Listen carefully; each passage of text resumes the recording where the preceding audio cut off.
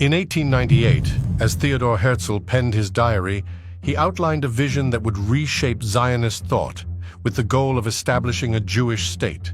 This idea intersected with an expansive vision of Greater Israel, a territory stretching from the Brook of Egypt to the Euphrates River. Rooted in ancient biblical promises, this ambitious ideal would shape the course of Middle Eastern history. But how did this concept evolve from religious text to geopolitical strategy, and what impact has it had on the region? The Greater Israel vision evolved from religious doctrine into a nationalist movement for reclaiming historical Jewish territories.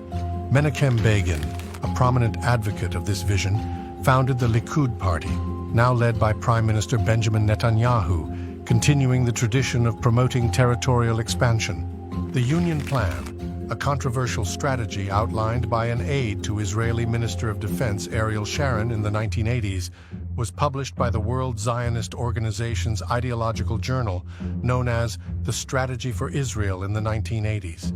It proposed that Israel's long-term security and regional dominance could be achieved by exploiting sectarian divisions within neighboring Arab states to fragment them into smaller, weaker entities.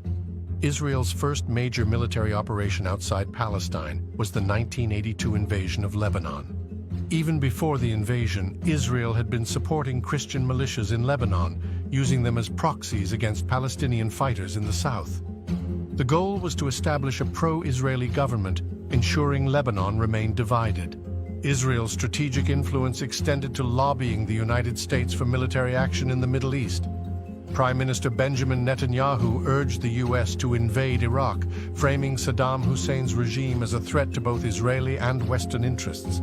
The subsequent U.S. invasion led to the fragmentation of Iraq, creating a power vacuum that has since made it impossible for a strong, centralized government to emerge.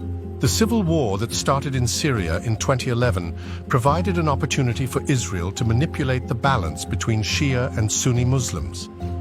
Israel supported certain rebel groups and conducted airstrikes against Syrian government and Iranian targets, aiming to ensure that Syria remained divided and weakened, incapable of posing any unified threat to Israeli interests.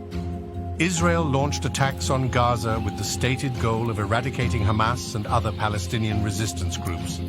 This war on Gaza, one of the deadliest and most destructive in recent history, has resulted in nearly 42,000 deaths, more than half of them women and children.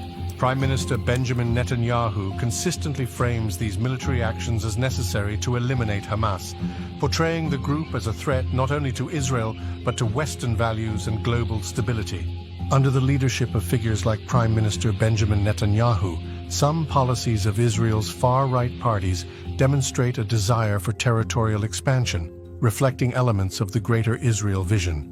This pursuit continues to shape certain policies and fuel tensions in the region, contributing to a complex legacy of conflict and unresolved divisions in the Middle East.